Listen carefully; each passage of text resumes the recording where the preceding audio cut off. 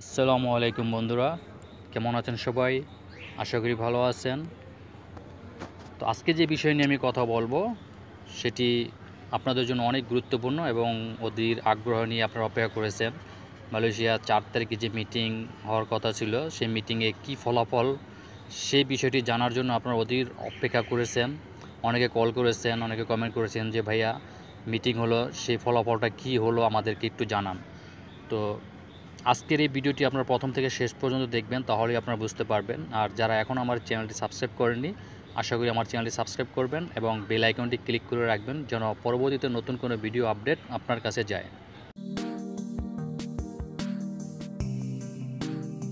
Hey there. Subscribe to my channel. And also press this bell icon. So you never miss any new updates, cause whenever we upload new video you will get a notification on your phone.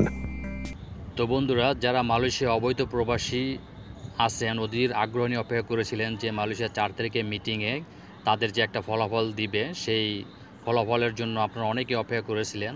তো তার আগে একটি কথা বলে নিচ্ছি, মালয়েশিয়ার স্বরাষ্ট্র মন্ত্রণালয়ে যে মিটিং হয়েছিল তাতে এখনও সুনির্দিষ্টভাবে কোনো কিছু বলা যাচ্ছে না। তবে এতটুকু বলা যায়, মিটিংয়ে যে আলাপ আলোচনা হয়েছে তার মধ্যে মালয়েশিয়া একটি অন্যতম বিষয় হচ্ছে মালয়েশিয়া যে সমস্ত অবৈধ প্রবাসী আছে তাদের নিয়ে খুবই গুরুত্ব সহকারে মালয়েশিয়া সরকার দেখতেছে।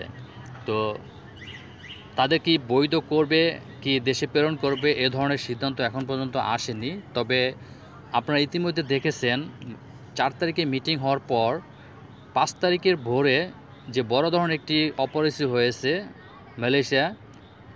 তো কাঁচা বাজার থেকে যে সমস্ত অবৈধ প্রবাসীদের আটক করেছে, তো এতে আপনারা বুঝতে পারতেছেন যে মালয়েশিয়া আবার কি নতুন করে বৈধকরণ প্রক্রিয়া চালু করবে? মনে হয় না। কারণ যদি নতুন করে বৈধকরণ প্রক্রিয়া চালু করত তাহলে এই 5 তারিখের ভোর রাত্রে তারা অপরিস্থিতি দিত না।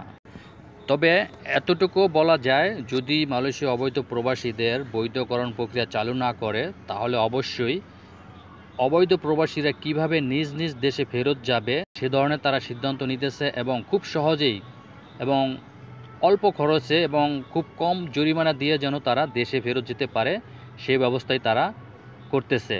তো এখনও পূর্ণাঙ্গভাবে কোনো কিছু তারা প্রকাশ করেনি।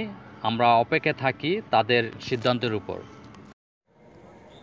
আরেকটি বিষয় নিয়ে আলোচনা হয়েছে, সেটি হচ্ছে মালয়েশিয়া কর্মী নিয়োগ ব্যবস্থা। তো কর্মী নিয়োগ ব্যবস্থা তারা কোন প্রক্রিয়ায় মালয়েশিয়া কর্মী নিয়োগ করবে এ ধরনের সিদ্ধান্ত এখনও পূর্ণাঙ্গভাবে আসেনি। আপনারা ইতিমধ্যেই জেনেছেন যে মালয়েশিয়া সাবা প্রদেশে যে সমস্ত অবৈধ প্রবাসী আছে তাদের মধ্যে ফিলিপাইন এবং ইন্দোনেশিয়া, এই দুই দেশের মধ্যে সীমাবদ্ধ রেখেছে অবৈধ প্রবাসীদের বৈধকরণ প্রক্রিয়া। আর অন্যান্য দেশ যে আছে তাদের এখনও চালু করেনি। তবে কবে নাগাদ চালু করবে এ ধরনের সিদ্ধান্ত এখন পর্যন্ত তারা পূর্ণাঙ্গভাবে প্রকাশ করেনি।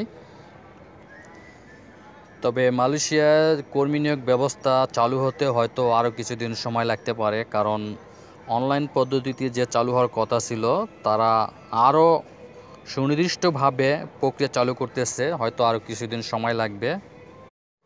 তো বন্ধুরা, আপনারা যারা আছেন মালয়েশিয়া অবৈধভাবে জীবনযাপন করতেছেন সবাই সাবধানে থাকবেন, কারণ যেভাবে এখন বর্তমানে অভিযান চলতেছে সবাই একটু সাবধানে থাকবেন। কারণ বলা যাচ্ছে না কি হতে পারে, আরও হয়তো 2-1 দিন সময় নিয়ে আমরা অপেক্ষা করতে পারি তাদের একটি পূর্ণাঙ্গ ফলাফল। হয়তো দুটোর একটা করবে, অবৈধদের বৈধকরণ অথবা অবৈধ প্রবাসী যারা আছেন কিভাবে দেশে প্রেরণ করা যায় সেই একটা ব্যবস্থা করবে তারা। তো এই জন্য আমাদেরকে একটু অপেক্ষা করতে হবে। তো আজকের এই ভিডিও যদি ভালো লাগে অবশ্যই আপনারা আপনাদের বন্ধুবান্ধবকে জানিয়ে দিবেন, লাইক সাবস্ক্রাইব করবেন। আজকের মতো এখানেই, আগামীতে আবারও আসবো নতুন কোনো তথ্য নিয়ে। সে পর্যন্ত অপেক্ষা থাকেন। আল্লাহ হাফেজ।